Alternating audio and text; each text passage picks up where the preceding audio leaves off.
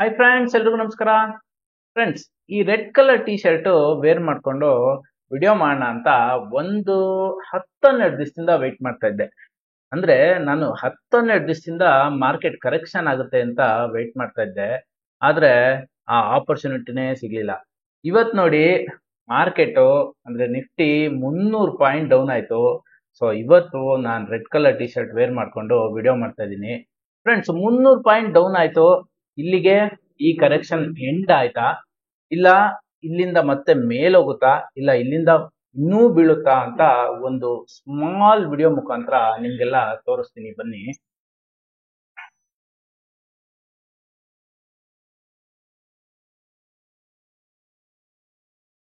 Friends, Nifty ಈ 300 point correction ಆಗೋಕ್ಕೂ ಮೊದಲು almost 2000 point rally ಆಗಿದೆ.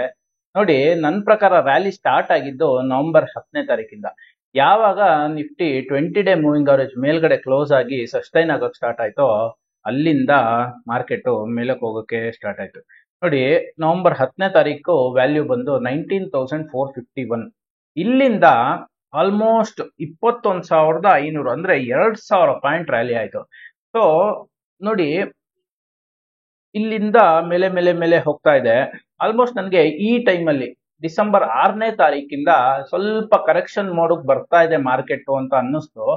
ಆದ್ರೆ ನಾನು ಏನೇ ಎಕ್ಸ್ಪೆಕ್ಟ್ ಮಾಡ್ಲಿ, ಅದರಲ್ಲಿ ನಾನು ರಿಯಾಕ್ಟ್ ಮಾಡಕ್ ಹೋಗಲ್ಲ. ಯಾಕೆ ಅಂತಂದ್ರೆ, expectation as A human being ನಾವು ಏನ್ ಬೇಕಾದ್ರೂ ಎಕ್ಸ್ಪೆಕ್ಟ್ ಮಾಡ್ಬೋದು. ಆದ್ರೆ ಯಾವಾಗ ನಾನು ರಿಯಾಕ್ಟ್ ಮಾಡ್ತೀನಿ ಅಂತಂದ್ರೆ, ಅದು ಚಾರ್ಟ್ಸ್ ಅಲ್ಲಿ ನಮ್ಗೆ ತೋರಿಸ್ಬೇಕು. ಚಾರ್ಟ್ಸ್ ಅಲ್ಲಿ ತೋರಿಸಿದಾಗ ನಾನು ರಿಯಾಕ್ಟ್ ಮಾಡ್ತೀನಿ, ಅಲ್ಲಿವರೆಗೂ ನಾನು ರಿಯಾಕ್ಟ್ ಮಾಡಕ್ ಹೋಗಲ್ಲ. ನೋಡಿ, 6ನೇ ತಾರೀಕು ಒಂದು ಸ್ಮಾಲ್ ರೆಡ್ ಕ್ಯಾಂಡಲ್ಸ್ ಆಗಿದೆ.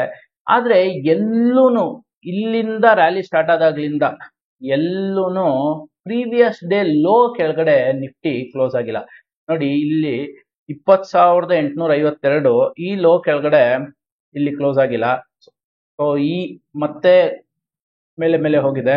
ಮತ್ತೆ ಈ ಲೋ ಕೆಳಗಡೆ ಇಲ್ಲಿ ಟ್ರೇಡ್ ಆಗಕ್ ಸ್ಟಾರ್ಟ್ ಆಯ್ತು. ಯಾವಾಗ? 12ನೇ ತಾರೀಕು ಮತ್ತೆ 13ನೇ ತಾರೀಕು. ಅಗೈನ್ ಈ ಲೋ ಕೆಳಗಡೆ ಇಲ್ಲಿ ಕ್ಲೋಸ್ ಆಗ್ಲಿಲ್ಲ.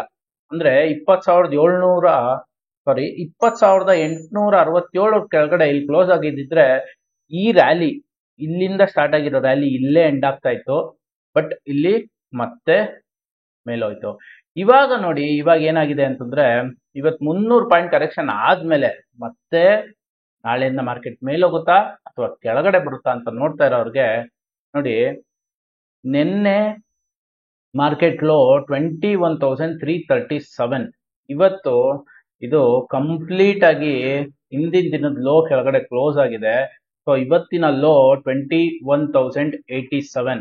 ಸೊ ಫ್ರೆಂಡ್ಸ್, ಇಲ್ಲಿ ಗಮನ ಇಟ್ಟು ಕೇಳಿ, 21,337 19ನೇ ತಾರೀಕು ಲೋ, ಇವತ್ತಿನ ಲೋ 21,087. ಸೊ ಇವತ್ತಿನ ಲೋ ಏನಿದೆ ಇದನ್ನ ಮಾರ್ಕ್ ಮಾಡ್ಕೊಳ್ಳಿ, 21,087. ಇದ್ರ ಕೆಳಗಡೆ ಏನಾದ್ರೂ 15 ಮಿನಿಟ್ಸ್ ಟ್ರೇಡ್ ಆಯ್ತು ಅಂತಂದ್ರೆ ನಾಳೆ ಮಾರ್ಕೆಟ್ ಇನ್ನೂ ಕರೆಕ್ಷನ್ ಆಗೋ ಚಾನ್ಸಸ್ ಇರುತ್ತೆ. ಸೊ ಎಲ್ಲಿವರೆಗೂ ಬರ್ಬೋದಪ್ಪ ಅಂತಂದ್ರೆ, ಈ ಮೂವಿಂಗ್ ಅವರೇಜ್ ವರೆಗೂ ಬರ್ಬೋದು. ಅಂದ್ರೆ ಆಲ್ಮೋಸ್ಟ್ ಈ ಮೂವಿಂಗ್ ಅವರೇಜ್ ವ್ಯಾಲ್ಯೂ 20,700 ಇದೆ. ಸೊ 20,700 600 ವರೆಗೂ ಮಾರ್ಕೆಟ್ ಕರೆಕ್ಷನ್ಸ್ ಆಗೋ ಚಾನ್ಸಸ್ ಇದೆ, ಅಥವಾ ಕನ್ಸಾಲಿಡೇಷನ್ ಆಗೋ ಚಾನ್ಸಸ್ ಇದೆ. ಫ್ರೆಂಡ್ಸ್, ಯಾವಾಗ್ಲೂ ಏನು ಅಂತಂದ್ರೆ, 2,000 ಪಾಯಿಂಟ್ ಹೋದಾಗ 200 ಪಾಯಿಂಟ್ 300 ಪಾಯಿಂಟ್ 500 ಪಾಯಿಂಟ್ ಕರೆಕ್ಷನ್ ಇದ್ದೇ ಇರುತ್ತೆ. ಇದು ಕರೆಕ್ಷನ್ ಮೋಡ್ ಅಲ್ಲಿ ಇದೆ.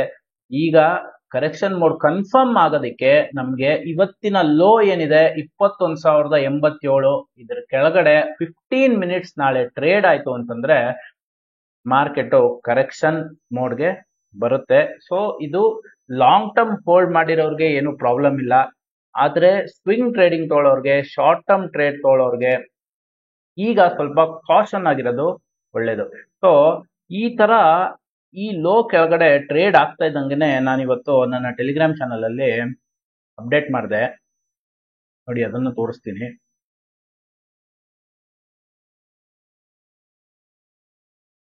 ನೋಡಿ, ಆಲ್ಮೋಸ್ಟ್ 1:30ನಲ್ಲಿ ನಾನು ಅಪ್ಡೇಟ್ ಮಾಡಿದೆ, I am expecting some correction in the markets ಅಂತ.